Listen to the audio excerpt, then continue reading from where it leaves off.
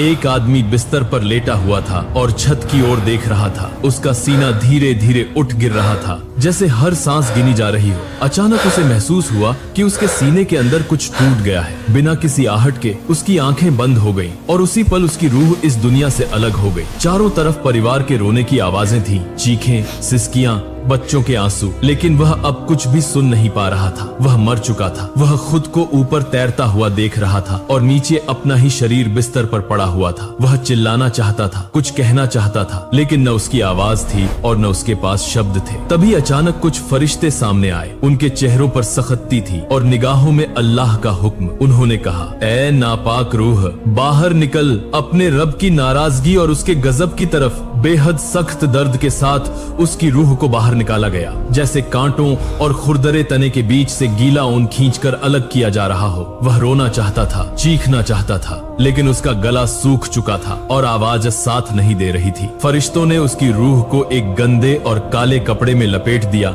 जिसकी बदबू इतनी भयानक थी कि दुनिया की किसी भी लाश की दुर्गंध उसके सामने कुछ भी नहीं लगती। फिर वे उस रूह को आसमान की ओर ले जाने लगे, लेकिन हर आसमानी दरवाजे से सख्त आवाज आई, इस नापाक रूह के लिए दरवाजा मत खोलो। आखिरकार फरिश्ते उसे वापस धरती की ओर ले आए और उसकी रूह को उसी शरीर के बीच फेंक दिया गया। और यहीं से शुरू हुई कब्र की पहली रात। कब्र बंद हो चुकी थी। ऊपर मिट्टी थी, नीचे मिट्टी थी और बीच में वह इंसान अकेला पड़ा था। सीने पर बोझ बढ़ता जा रहा था, सांस लेना मुश्किल होता जा रहा था। अचानक चारों तरफ से कदमों की आवाजें आने लगी, जैसे कोई उसकी तरफ बढ़ रहा हो। तभी दो फरिश्ते सामने आए, मुनकर और नकीर। उनकी आंखों में सख्ती थी और आवाज गरजती हुई थी। उन्होंने पूछा, तुम्हारा रब कौन है? तुम्हारा दीन क्या है? तुम्हारे नबी कौन है? वह जवाब देना चाहता था, लेकिन उसके मुंह से आवाज नहीं निकल रही थी। दुनिया में उसने न नमाज की परवाह की, न कुरान से रिश्ता बनाया, न अल्लाह को पहचाना। आज उसकी जुबान थम चुकी थी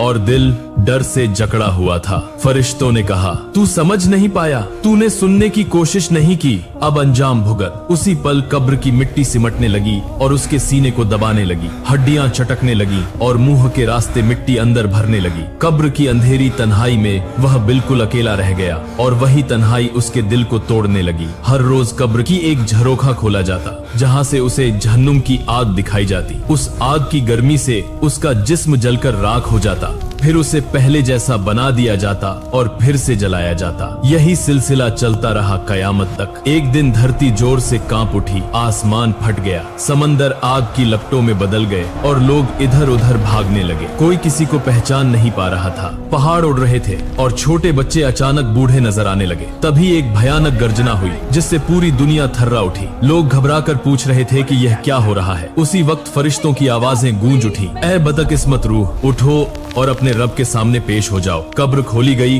और वह खड़ा हो गया, लेकिन उसका शरीर आधा काला और आधा झुलसा हुआ था। उसकी आंखों में डर और आग की झलक थी और चेहरे पर धुएं का साया छाया हुआ था। उसके पैरों के नीचे आग जैसी गर्म जमीन थी। जैसे जैसे वह आगे बढ़ा, उसका अमलनामा उसके दाहिने हाथ में नहीं दिया गया, बल्कि बाएं हाथ में पीछे से थमा दिया गया। वह चीख उठा, हाय अफसोस, काश मुझे मेरा अमलनामा न दिया गया होता। फरिश्ते मुंह फेर चुके थे और हर इंसान अपने ही हिसाब में उलझा हुआ था। वहाँ कोई किसी का सहारा नहीं था। उसके सामने एक विशाल आग की घाटी थी, जिसकी भयानक गर्मी से फरिश्ते तक सहमे हुए थे। फरिश्तों ने कहा, यही है जहन्नुम, जिसका तुम दुनिया में मजाक उड़ाया करते थे। वह रोते गिड़गिड़ाते हुए बोला, ऐ मेरे रब, मुझे वापस भेज दे, अब मैं नेक अमल करूंगा। लेकिन फरिश्तों ने सख्त लहजे में कहा, अब यह कभी नहीं होगा। उसी पल जहन्नुम का दरवाजा खोल दिया गया। आग की लपटें बाहर की ओर लपकीं, जैसे आग खुद जिंदा होकर झपट रही हो। उन लपटों ने उसके चेहरे की चमड़ी झुलसा दी।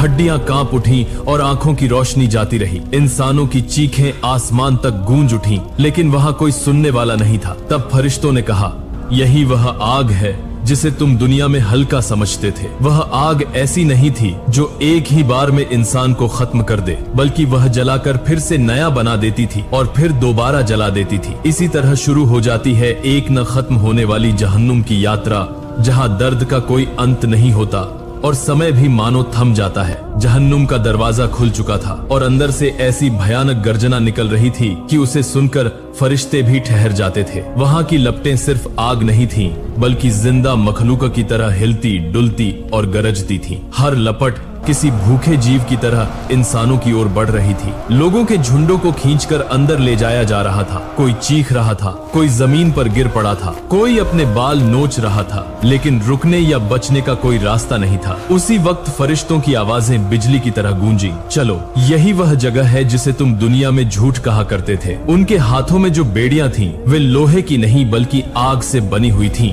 एक बेड़ी पैरों की कड़ियों से शुरू होकर पीठ के अंदर से गुजरती हुई मुंह तक पहुंच गई थी। हर बेड़ी के भीतर आग धधक रही थी।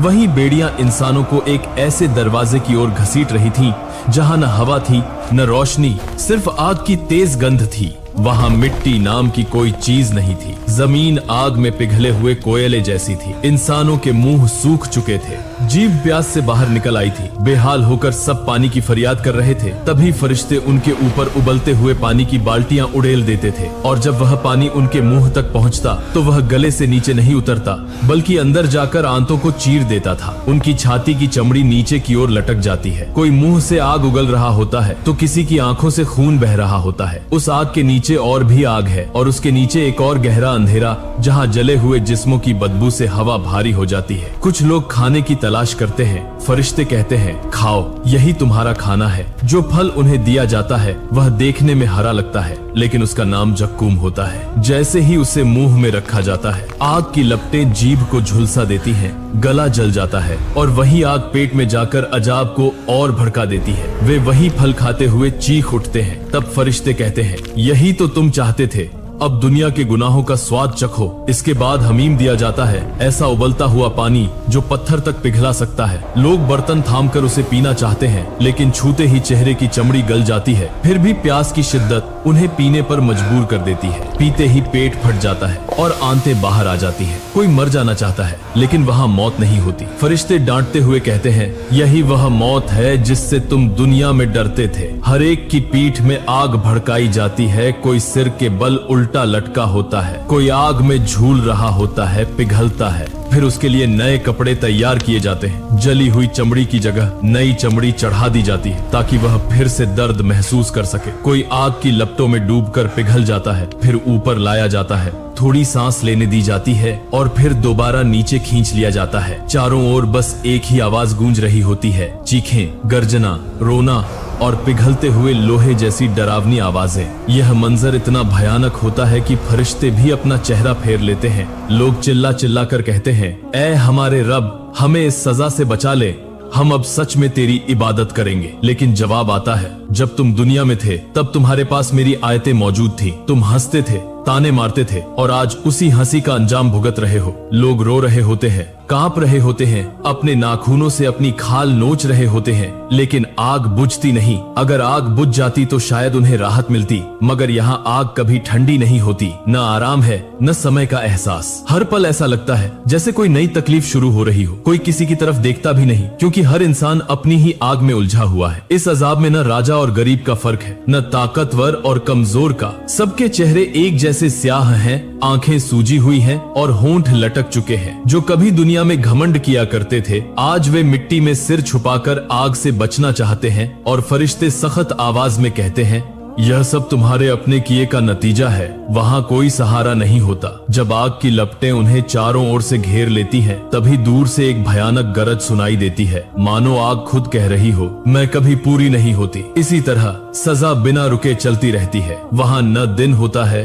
न रात, सिर्फ अनंत आग, प्यास और पछतावा होता है। कोई वापस लौटना चाहता है, कोई मौत मांगता है, लेकिन कुछ भी नहीं होता। यही वह जहन्नुम है जिसके बारे में रसूल अल्लाह हजरत मोहम्मद सल्लल्लाहु अलैहि वसल्लम ने हमें बार बार चेतावनी दी है। अगर उसकी आग की एक चिंगारी भी जमीन पर गिर जाए तो पूरी दुनिया जलकर राख हो जाए, लेकिन यह वही आग उनका ठिकाना बन चुकी होती है। जहन्नुम की आग सिर्फ एक ही तह नहीं होती, बल्कि उसके नीचे और भी कई तहें होती हैं। ऊपर की आग से चमड़ी पिघलकर नीचे की आग में गिरती है। जो हड्डियों तक को गलाने लगती है। जब कोई उन ऊपरी लपटों से बचने की कोशिश करता है तो फरिश्ते उसे जंजीरों से पकड़कर और गहराई में खींच लेते हैं। वहाँ कोई रोशनी नहीं होती, सिर्फ आग की लाल चमक होती है। इंसानों के चेहरे इस कदर जल चुके होते हैं कि उन्हें पहचानना मुश्किल हो जाता है। कोई खड़ा होता है, कोई घुटनों के बल बैठा होता है, तो कोई दीवार में सिर मार रहा होता है। सब एक साथ रो रहे होते हैं, लेकिन उनकी आवाज आग की भड़कन में खो जाती है। एक समय फरिश्ते आते हैं और कहते हैं, क्या तुम सब प्यासे हो?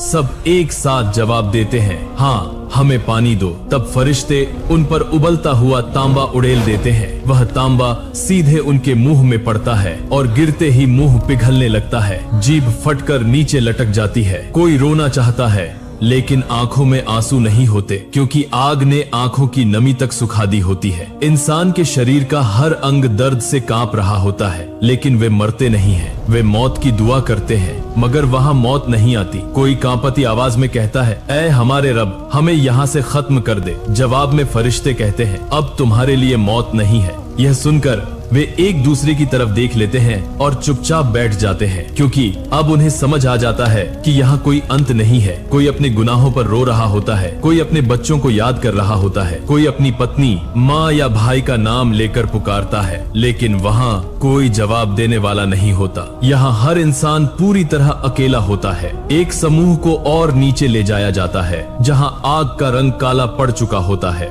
धुआं इतना घना होता है कि सांस लेना मुश्किल हो जाता है। वहाँ हवा की जगह आग की जहरीली गैस होती है, जो सांस के साथ अंदर जाकर जिस्म को चीरने लगती है। फरिश्ते उनसे कहते हैं, तुम तो कहा करते थे कि जहन्नुम कुछ नहीं है, अब देखो यह कैसी है। वे हाथ उठाकर आसमान की ओर देखते हुए कहते हैं, ऐ अल्लाह, हम अपने गुनाहों का इकरार करते हैं, हमें यहाँ से निकाल ले। तभी आसमान के पार से एक सख्त और गंभीर आवाज आती है, यहाँ चुपचाप रहो और कुछ मत कहो। उस जवाब को सुनते ही उनके मुंह बंद हो जाते हैं। सब कुछ जैसे खत्म हो जाता है, बातें मिट जाती हैं, बस आंखों से खून बहता रह जाता है। उन्हें समझ आ जाता है कि यही आखिरी फैसला है और अब कोई मौका बाकी नहीं। दूर से जन्नत वाले उस आग की लपटों को देखकर कांप उठते हैं। जन्नत के दरवाजों से वेल देखते हैं कि आग में जलते हुए चेहरे किसी पहचान में नहीं आते। उनकी तकलीफ सुनकर जन्नत वालों की आंखों में आंसू आ जाते हैं और वे कहते हैं, अल्हम्दुलिल्लाह, अल्लाह ने हमें बचा लिया। उसी पल जहन्नुम के अंदर चीखें और तेज हो जाती हैं।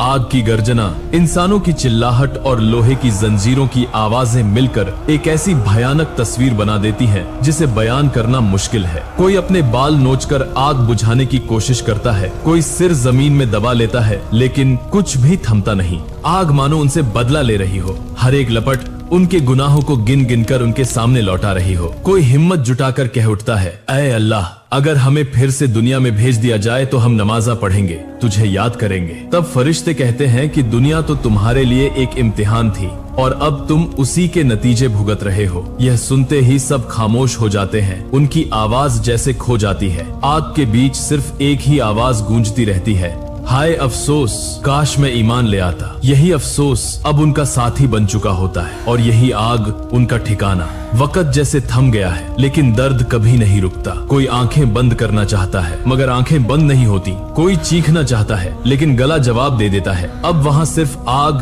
धुआं और अनंत पछतावा ही बाकी रह जाता है। इस जहन्नुम का हर पल ऐसा महसूस होता है जैसे रूह अंदर से फट रही हो, मगर मौत नहीं आती। यही वह आग है जिसे अल्लाह ने गुनहगार इंसानों के लिए सजा के तौर पर बनाया है, जहाँ वे बार बार जलाए जाते हैं, फिर से बनाए जाते हैं और फिर जलाए जाते हैं। न कोई अंत है, न सांस लेने की राहत। जहन्नुम की आग कभी बुझती नहीं, बल्कि वक्त के साथ और तेज होती जाती है। जो अंदर हैं, उनके जिस्म कई बार जलकर गल चुके होते हैं, फिर भी वे जिंदा रहते हैं। हर बार उन पर नई चमड़ी चढ़ा दी जाती है। दर्द फिर से शुरू होता है, सांस लेना मुश्किल होता है, प्यास बेहाल कर देती है, लेकिन वहाँ न पानी है, न हवा, सिर्फ आग और धुआं। कोई दीवार से अपना सिर टकरा रहा होता है, कोई अपनी ही उंगली काट रहा होता है, लेकिन दर्द कम होने का नाम नहीं लेता। कोई इतना जोर से रो चुका होता है कि अपनी ही आवाज खो बैठता है। तभी फरिश्ते आकर कहते हैं, क्या अब तुमने समझ लिया कि तुम्हारा रब कौन है? सब सिर झुका लेते हैं, आंखों में डर और शर्म की परछाई लिए जवाब देना चाहते हैं, मगर किसी के मुंह से कोई शब्द नहीं निकलता। तब फरिश्ते गरजती हुई आवाज में कहते हैं, यही है वह जहन्नुम जिसके बारे में तुम्हें चेतावनी दी गई थी। इसके बाद उन्हें और भी गहराई में ले जाया जाता है। उस जगह को निराशा की घाटी कहा जाता है। वहाँ न कोई रोशनी होती है, न सुकून, बस एक लगातार गर्जना होती है, जैसे आग खुद बोल रही हो। ऐसा लगता है मानो वहाँ समय भी थम गया हो। वहाँ मौजूद लोग एक दूसरे को नाम लेकर पुकारते हैं, कोई अपने पिता को, कोई अपनी माँ को, कोई अपने बच्चे को, लेकिन कोई किसी तक पहुंच नहीं पाता। हर कोई अपनी किस्मत के साथ बिल्कुल अकेला होता है। तभी दूर से एक आवाज सुनाई देती है। यह जन्नत वालों की आवाज होती है। वे जहन्नुम की आग के किनारे खड़े होकर कहते हैं, अल्हम्दुलिल्लाह, अल्लाह ने हमारी हिफाजत की। यह सुनकर जहन्नुम वाले चीख उठते हैं, ऐ जन्नत वालों, हम पर थोड़ा सा पानी ही डाल दो, या हमें वही दे दो जो अल्लाह ने तुम्हें दिया है। लेकिन जन्नत वाले जवाब देते हैं कि अल्लाह ने यह सब जहन्नुमियों के लिए हराम कर दिया है। उसी पल जहन्नुमियों के चेहरे मुरझा जाते हैं। उन्हें समझ आ जाता है कि अब कुछ भी बाकी नहीं रहा। अब उनके पाता सामने सिर्फ आग ही आग है। उसी आग के भीतर फरिश्ते जंजीरें लेकर आगे बढ़ते हैं। उनकी जंजीरें लोहे की नहीं, आग से भी ज्यादा गर्म होती हैं। हर एक जंजीर इतनी भारी होती है कि धरती के पहाड़ भी उसे सहन न कर सके। उन्हीं जंजीरों से उन्हें बांध दिया जाता है और घसीटते हुए आग के बिल्कुल बीच ले जाया जाता है। वहाँ की आग काली, गाढ़ी और इतनी सघन होती है कि सांस लेते ही आग अंदर घुस जाती है। सीना फटने लगता है, लेकिन मौत नहीं आती। वे अपने हाथों से मुंह ढकना चाहते हैं, मगर हाथ भी जलकर बेकार हो जाते हैं। तब वे चीख चीख कर कहते हैं, ऐ हमारे रब, हमें यहीं खत्म कर दे। लेकिन अल्लाह का फरमान आता है, तुम यहाँ हमेशा रहोगे। वह आवाज ऐसी होती है कि आसमान तक कांप उठता है और उसी के साथ जहन्नुम की आग और तेज भड़क उठती है। लोगों की चीखों से जमीन हिलने लगती है, लेकिन कोई सुनने वाला नहीं होता। फरिश्ते मुंह फेर लेते हैं, क्योंकि अल्लाह के हुक्म के बाद अब किसी की मदद नहीं की जाएगी। अब वे बिल्कुल अकेले रह जाते हैं, पूरी तरह अकेले। कोई अपने माथे पर वार करता है, कोई अपना सीना पीटता है, लेकिन किसी भी चीज से कोई राहत नहीं मिलती। चेहरों पर गहरा पछतावा होता है, दिलों में डर समाया होता है, लेकिन मुंह बंद हो चुके होते हैं। अब कोई कुछ बोल नहीं पाता। वक्त गुजरता रहता है, मगर यहाँ वक्त का कोई हिसाब नहीं होता। एक पल एक साल जैसा लगता है और एक साल एक पल के बराबर हो जाता है। इसी अंतहीन चक्र में वे बार बार बस यही सोचते रहते हैं, काश हमें फिर से लौटने का एक मौका मिल जाता तो हम नमाज पढ़ते, अल्लाह से डरते। लेकिन अब लौटने का कोई रास्ता नहीं होता। अब वे बस दूर से जन्नत की रोशनी को झिलमिलाते हुए देखते रहते हैं और अपने चारों ओर सिर्फ धुआं, आग, रोना और एक अनंत सन्नाटा महसूस करते हैं। आग की गर्जना के बीच एक भयानक गूंज सुनाई देती है। यही है उनका अंजाम। उन्हें याद दिलाया जाता है, तुम दुनिया में माल कमाने में लगे रहे। उस आवाज से उनके कान जैसे बहरे हो जाते हैं। जब वे आग के गहराई में गिरते हैं तो उनके चेहरे बिगड़ जाते हैं। कोई एक आंख खो देता है, कोई पहचान से बाहर हो जाता है, फिर भी वे जिंदा रहते हैं। अल्लाह के हुक्म से आग उन्हें बार बार नया बना देती है, ताकि वे फिर उसी दर्द को महसूस कर सके। उनके लिए न कोई सुबह होती है, न कोई शाम, बस अनंत कष्ट का समय होता है। यही वह जहन्नुम है जिसकी चेतावनी दी गई थी, लेकिन लोग दुनिया में इसे हंसते हुए नकारते रहे। आज वे उसे अपनी आंखों से देख रहे हैं और अपने जिस्म में महसूस कर रहे हैं, मगर अब कुछ भी बदला नहीं जा सकता। अब वहाँ रोने की भी आवाज नहीं बचती, क्योंकि आंसू तक सूख चुके होते हैं। अब सिर्फ आग की लपटें और दर्द भरी चीखों की गूंज बाकी रहती है। यही वह आखिरी और डरावना शोर होता है, जहाँ से कोई भी वापस नहीं लौट सकता। वहाँ कोई माफी नहीं पाता। इंसान हमेशा के लिए आग में जलता रहता है और अपनी ही गलतियों के दाग में जल जल कर गुम हो जाता है। दोस्तों, अगर ये शब्द सुनकर भी आपका दिल नहीं कांपा तो सोचिए, जब वो मंजर सामने होगा तब क्या होगा। अभी सांस चल रही है, यही अल्लाह की सबसे बड़ी रहमत है। अभी तौबा का दरवाजा खुला है, कब्र में नहीं। वीडियो को लाइक करो ताकि ये चेतावनी किसी और की जिंदगी बचा सके। चैनल सब्सक्राइब करो, क्योंकि अगली कहानी शायद तुम्हारे लिए आखिरी नसीहत हो। कमेंट में लिखो, मैं तौबा करता हूँ, क्योंकि जब फरिश्ते आएंगे तब न लाइक होगा न कमेंट, सिर्फ हिसाब होगा।